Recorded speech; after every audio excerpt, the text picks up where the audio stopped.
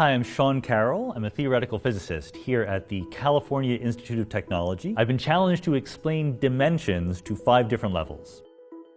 The idea of a dimension sometimes in pop culture is misunderstood, like there's an extra place you can go, a mystical dimension or something like that. To a physicist or a mathematician, a dimension is just the direction you can go in, up, down, left, right, forward, backward. To you and me, we think there's 3 dimensions around us, but then physicists start talking about extra dimensions. How can you hide them? Where might they be? I'm hopeful that we'll learn something at each level.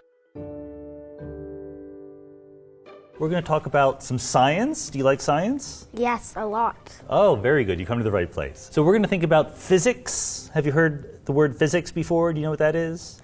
Yeah, kind of. Well, what's your idea what physics is? I'm not so sure. Okay, I just think of physics as, the study of everything. What stuff is, what stuff does. So today we're going to talk about space, and in particular the idea of dimensions. Have you heard about dimensions? At the camp, I'm in a 3D printing one. 3D printing, good. So I don't choose the size. All I have to do is the shape. But do you know what 3D means? It's 3-dimensional. 3-dimensional, as opposed to what is ordinary printing? So ordinary printing would be 2D. What do you say when something is 1-dimensional? What's an example of something that's 1-dimensional? I think 1-dimensional might be a circle, I guess, or maybe a line. A line is the perfect line. example because it's one thing that's straight, right? So here's some toys. We're going to build some dimensions, right? So what would you say about this? That's 1-dimensional. Exactly. It's not really 1-dimensional, right? So everything has to be 1 or 2-dimensional before it's 3-dimensional. And how would you find yourself? Like if someone said, where are you? Like could you use some words or ideas to say where you are on that line? I think I would be maybe there since I'm facing it. But here's what I want you to think about. If I say I'm at this point on the line, I could translate that into saying I'm at the 3-centimeter point. If I were here, I'd be at the 4-centimeter point, the 5-centimeter point, right? Yeah. So every point, every location on our little line Has its own unit.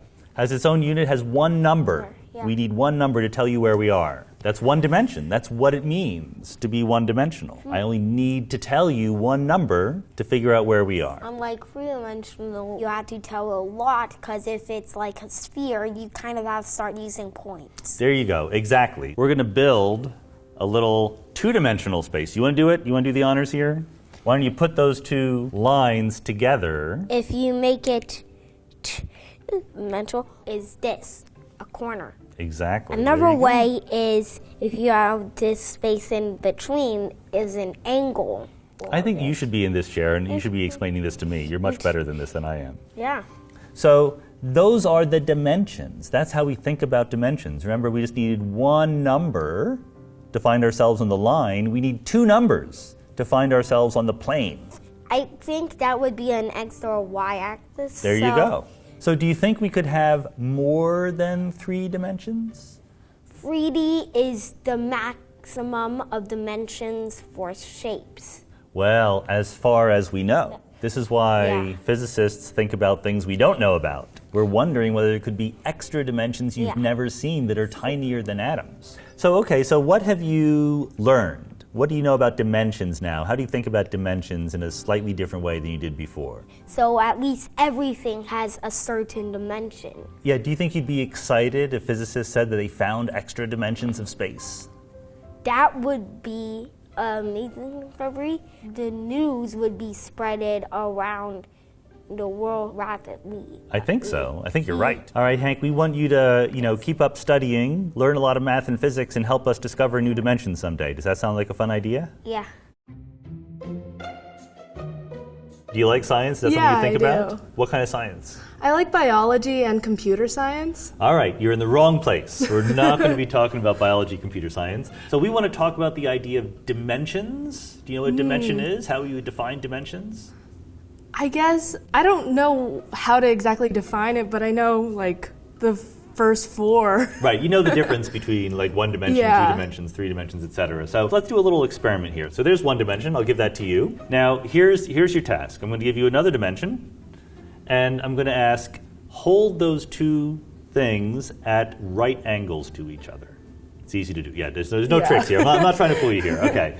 Now, this is going to be slightly trickier. I'm going to give you this. I want you to hold all three of them at right angles to all the others at the same time.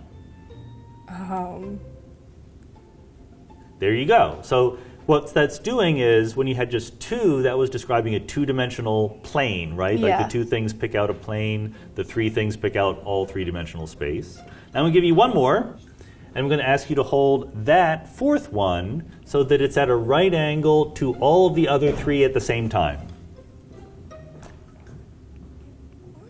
All right, now I am tricking you. It can't be done, right? You can't do it. So we just experimentally proved that space is three-dimensional. That's sort of what it means to be three-dimensional, that there are three different directions you can move in, and there's not 4 or 5 or 6 directions you can move in. Oh, okay. There you go, three-dimensional space, right? Mm-hmm. So have you thought about using coordinates in 3 dimensions? Yeah, I was actually doing SAT prep. There you go. It showed like the X, Y, and Z axis as well. That's right. So that's exactly what these would be. Have you heard that there are other coordinate systems other than X, Y, Z? No. But we could also say how far we are away from the center, just the distance, and then the angle that our little line makes with, let's say, the x-axis. Yeah. So that's a different way of giving you 2 numbers and locating yourself, and we call those polar coordinates. It's a different coordinate system. What we want to do as physicists is look for extra dimensions. Can you think of any way that there could be extra dimensions? Time? Time. Yes, Einstein said that we can think of time as a 4th dimension, and that's a very fascinating thing that we could talk about all by itself. But what about space? What about the solar system? Like if you wanted to tell me where a certain star was in the sky, do you know how we do that? I have no idea. It's exactly the same thing as latitude and longitude, but we put coordinates on the sky. Oh. So astronomers call them right ascension and declination, which are 2 terrible words, but basically you've seen, on the globe where you draw latitude and longitude, what it looks like, sort of the peels of an orange kind of thing, right? Yeah. So you can define something as well, how high above a certain location on Earth it is, but the Earth is rotating and revolving around the sun, so we have to define separate celestial coordinates. So there's like how many dimensions would there be? We don't know. The optimistic view is that there are 6, but the thing is, some of them might be really, really, really, really, really small, like way too small for us to ever see. Yeah. And some of them might be medium-sized that hopefully we can see. Oh, okay. So since it's all theoretical, like this could not be 3 dimensions. Absolutely right. And this is sort of the state of uncertainty that physicists are stuck living in. Honestly, out there, if you go out onto campus and talk to the physicists, half of them will say probably extra dimensions exist, and half of them say, no, that's just nonsense. We really don't know. Yeah. Okay, after all this, someone comes up to you on the street and says, what's a dimension? Oh man, I mean, I guess what I've learned today is just that there are not just 3 dimensions, or at least we think. I mean, everything's theoretical. It's all just really kind of confusing. That's right, and if they're still bugging you, you can just give them some sticks and ask them to put them together, and that would shut them up. Yeah. Where do you go to school, and what do you study? I'm going to be a sophomore at Pomona College, and I study math and physics. Oh, math and physics. Yeah. Okay. What kind of physicist do you want to be? Do you know? I really don't know. I like theory and experimental, so it's kind of tough for me to say. Usually, if it's math and physics, you end up as a theoretical physicist, right? Yeah. Not an experimental one. So our theme here today is dimensions. Mm-hmm. So this is great that you have some math background, because mathematicians think about dimensions in a different way. Hopefully, yeah. So how would you explain to, your friends who are not math and physics majors, what is a dimension yourself? My first intuitive thought is, what are the coordinates, Mm-hmm. So if we were looking at things, if we're looking at a dot, that's one, or a line rather, that's one-dimensional because we can only measure it one way. But then if we look at a square, then we're increasing like that. So it's all, basically what coordinates we can use to measure something in. That's exactly right. And so you've heard of space-time being 4-dimensional, right? Now, in some sense, that's kind of trivial to you and me because, of course, you have space, which is 3-dimensional. You have time, which is 1-dimensional. So space-time is 4-dimensional. But it didn't occur to anyone that was a sensible way to talk until really relativity. This is the crucial thing, right? Is that what Einstein realized is that, sure, there's both time and space, but how we divide space-time into time and space can be different for different people. And really, there's a real sense in which four-dimensional space-time is kind of a generalization of three-dimensional space. And I think to really explain this, we're going to need a blackboard. Okay. Let's bring one in. All right, the thing about relativity is that they really want you to think of space-time as one four-dimensional thing, right? It's kind of like space. It's not just 3 dimensions of space and 1 dimension of time. Why though? Why? This is a very good question. So let's just start with space, right? We know a little bit about space. So here's my simple-minded way of drawing space. 2 dimensions, because that's how many I can draw on the blackboard. Let's say X and Y. And what is special about space? There's many things, but one is that if I have, a curve or a path between 2 points, there's a distance that you can calculate, right? And the distance between those 2 points doesn't depend on your coordinates. It doesn't depend on whether you're in radial coordinates or Cartesian coordinates or whatever. I'm allowed to imagine a curve that does something like this between those 2 points. And if I were a person walking on that curve, I would have an odometer with me maybe, and I would know, you would know, even without having done that, this path is always going to be longer than that path. There's a formula, Pythagoras' theorem. It tells you what the shortest distance path is. That's the point. The physicalness of what is real is the distance along a certain curve. So space-time is like that. That's why it is useful to think about space-time. So let me draw space-time. Here's how we usually draw it. I'll just say X, but all of space is condensed to this one direction. And this is time, okay? So if you're a little person, you start at some event. So you're located somewhere in space, somewhere in the 3 coordinates of space, and whether you like it or not, you're moving through space-time just by getting older. When people ask me, can you travel through time? I say, yes. Yesterday I traveled 24 hours into the future, and here I am, a day later. So that's just this, okay? You're moving through time like it or not. So what Einstein says is, look, I can travel through space-time in different ways. Like I could hop in a rocket ship and fly out and then fly back, and then I could meet you there. So this is a different trajectory through space-time, right? Yeah. And it's almost exactly like the space story. The space story says there's a distance is different along different curves. Einstein says there's something that measures the length of these curves, and we call it the proper time. It is literally the time that you would read on your wristwatch. So it's kind of like our fundamental time? Like our base time? Well, kind of. What Einstein wants to get across is there's no such thing as fundamental. Like there's the universe's time, this big letter T that might tell you how old the universe is, but then every individual has a clock with them, and they measure their own time depending on how they're moving through the universe. I see. And the crucial difference is the time is not the same for this person who stayed behind and sat in their chair and this person who zoomed out there. Why is that this one's shorter then? There is what we call a metric on space-time. And when we talk about Euclidean space versus a curved space versus a sphere or something, that's a different metric. And space-time has its own metric, which says the following thing, that the path between 2 events in space-time that is a straight line will always be the longest time. I see. Oh, okay. That's the difference. All right. So when Einstein had this idea, gravity could be related to the curvature of space-time. He needed some equations. Okay, so he got it. That's a long story. We'll put that aside. What he figured out was that rather than gravity living on top of space-time, it's a manifestation of the curvature of space-time. So when you have the Earth, the Sun, the Moon, they cause a gravitational field. They're actually warping the space-time around them. They're giving it a different geometry. Would it be if I had a spring, or not a spring, but like a sheet, and I dropped a book in the sheet? Curves down? Yeah, exactly. If you had a sheet that was originally flat and you send a marble on it, it would go in a straight line. But then if you put something on it so it warps it, that marble is now going to be deflected. I see. Einstein says that gravity is just like that. I see. But there are no straight lines because space-time itself is curved. So do you think if you had to explain relativity, what would you say? I think I would go with the train paradox. Let's say I'm stationary and someone's moving past me on the train. They think they're stationary on the train. They think that they're not accelerating. But if they start walking through the train cars, then they are accelerating in their frame. But then from my outside frame where I'm completely removed, I see they are accelerating. So I guess that relativity is all about perspective, I guess, in a way. Yeah, that's right. And it goes exactly back to what we drew on the board, where how those two people in the train and on the ground would divide space-time up differently into space and time. That was pretty good. I learned a lot. It's a lot of fun stuff to talk about. So observational cosmology, so like what do you look at? So I work on 2 ground-based surveys in the optical, and we're basically trying to make huge maps of the universe so that we can study dark energy. I'm sure you've heard about extra dimensions a little bit.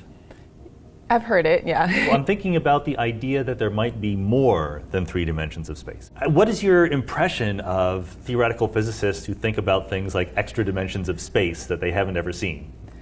I get a little scared because I think how can you prove these theories, right? One theory I've heard of, I don't know if this fits in with that, is bubble universes. Is that an extra dimension? Does that fit into that, or is that something? It does. In fact, one way that different universes might sort of be created and be different from each other is that different universes could have effectively different numbers of dimensions. Like we have 3 dimensions around us, but there's people out there, aliens, who could live in 5-dimensional universes. And are each of those dimensions, are they governed by the same laws of physics, or is there like a separate Lagrangian for each universe, or how does that work? We think that it would be, all this is incredibly speculative and we don't know for sure. But the idea is that there is some deep down underlying laws that are universal and the same, but they show up differently, so they appear different. So the specific particles and forces and masses would be completely different in different parts of the multiverse.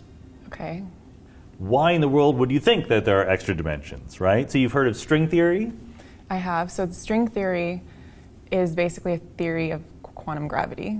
So we have quantum mechanics, right? The theory of atoms and so forth and how those work. And then we have gravity, and gravity doesn't seem to fit in. It's the one force of nature that we can't really easily fit into this quantum mechanical framework. So string theory is one of the best ideas. That's the good news. The bad news is that it only seems to work if space-time is 10-dimensional.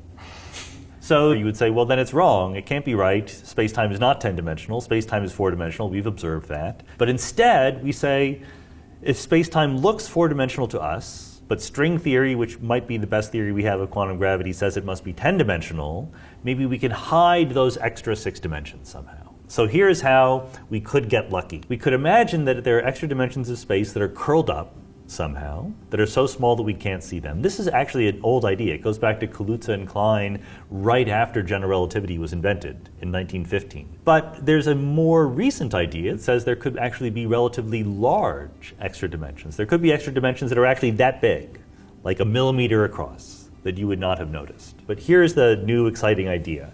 So let's imagine, okay, this is a piece of paper, but let's imagine this is our entire world.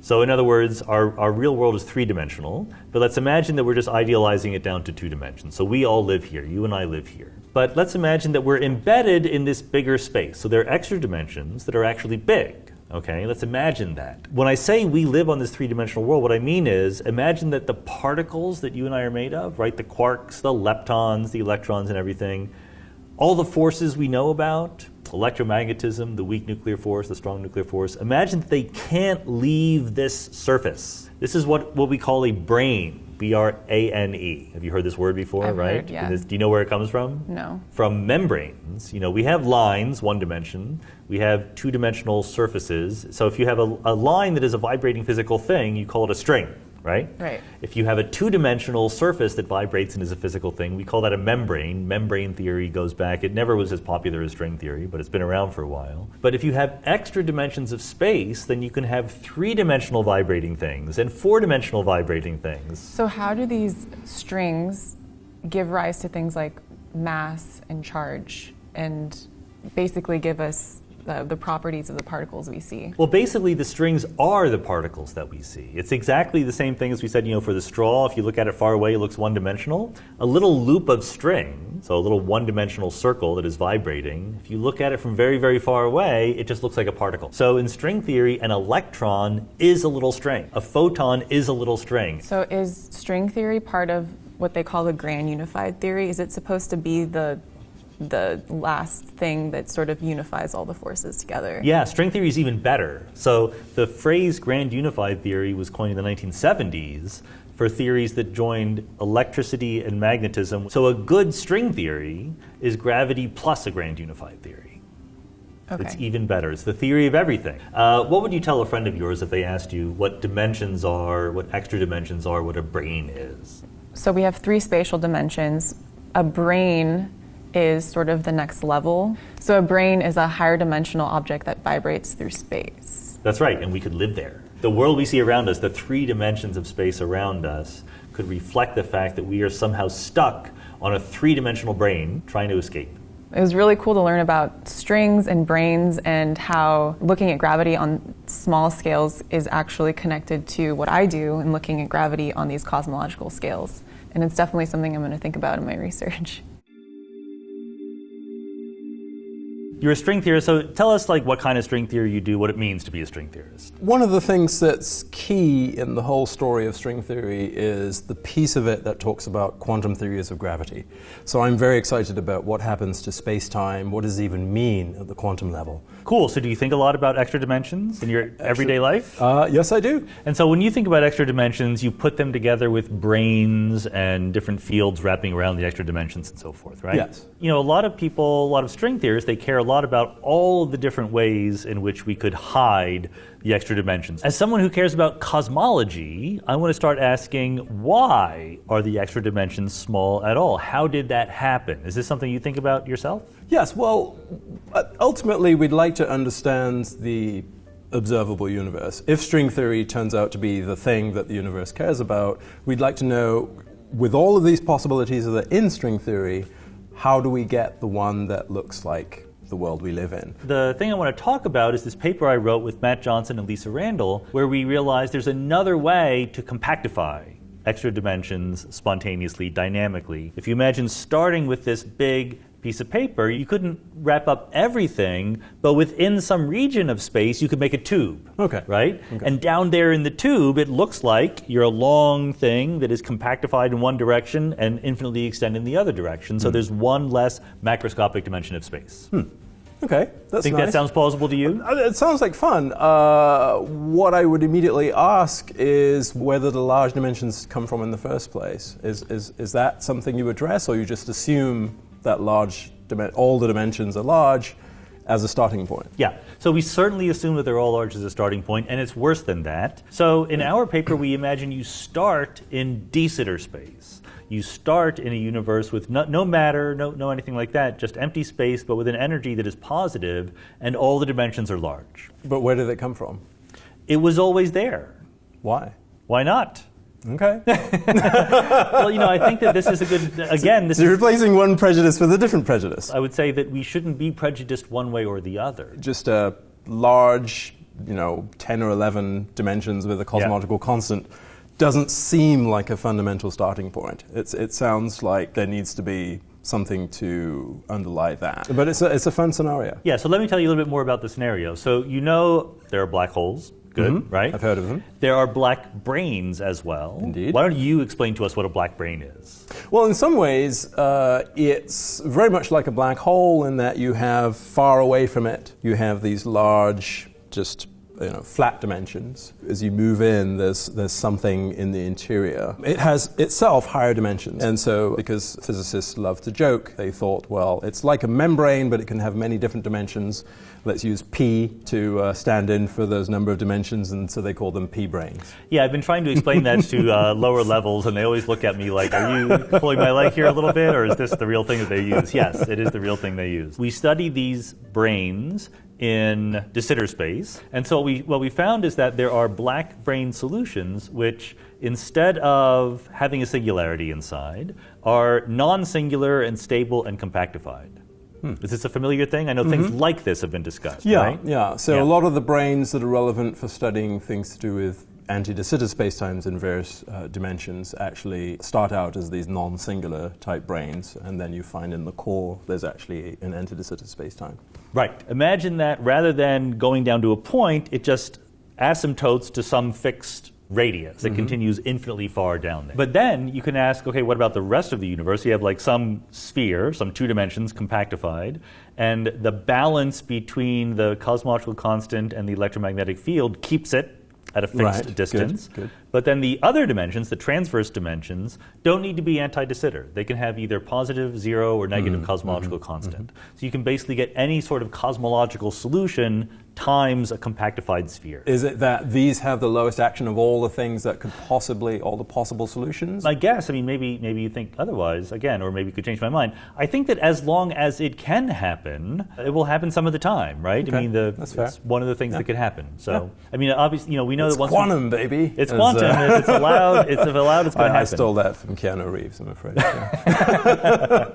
Someone probably wrote it for him. But, so it's possible that if you do have this starting point of an empty de Sitter space with positive cosmological constants and fields lying around, you inevitably get a multiverse. It just happens. It's just part of quantum nucleation into different things. And then maybe you need to explain why we live in this universe rather than some other one via the anthropic principle or something like that. So how does our kind of low-tech, old-fashioned way of making new universes intersect with the kinds of things you think about? Well, it's interesting because there's a lot of activity going on inspired by things we learned from working in anti-de Sitter space, where the cosmological constant has the wrong sign.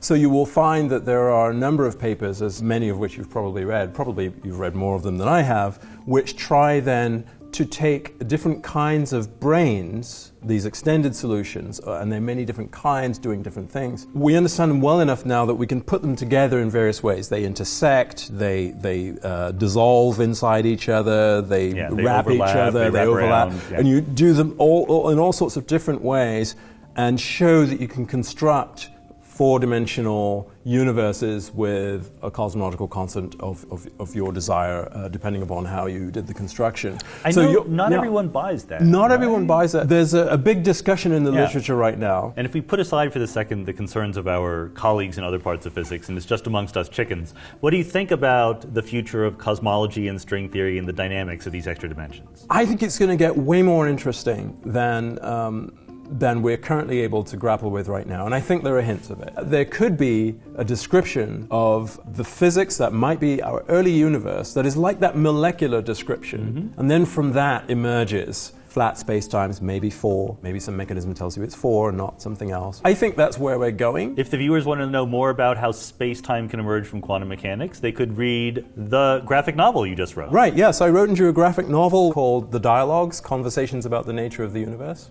And I just wrote a book called Something Deeply Hidden about many worlds, quantum mechanics, and how space-time can emerge from it. Plenty of reading material for the audience out there. Excellent.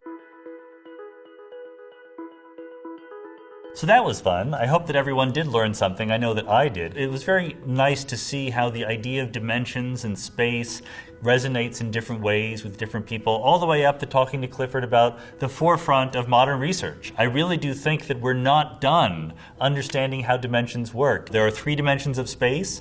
Why that? Why not 2? Why not 27? I think that we really don't yet have the data or ideas to think about this, but we're creeping up on it. I'm optimistic about progress in the near future.